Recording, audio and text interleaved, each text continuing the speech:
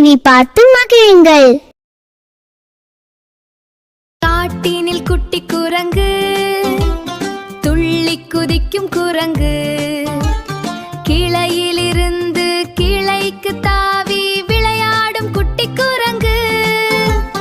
ஹொப் ஹொப் என்று குதிக்குமே, ஜாலியாய் ஆட்டம் போடுமே, வாழைப்பழம் விரும்பி உண்ணுமே, வட்டமாய் வாலை ஆட்டுமே.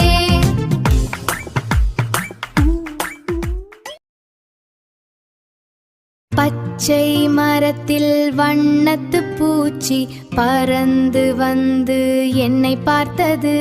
சிவப்பு மஞ்சள் நிறங்களில் சிறகை விரித்து அழகாய் சிரித்தது. மெல்ல மெல்ல பறந்தபடி மலரில் தேனை சேகரித்தது.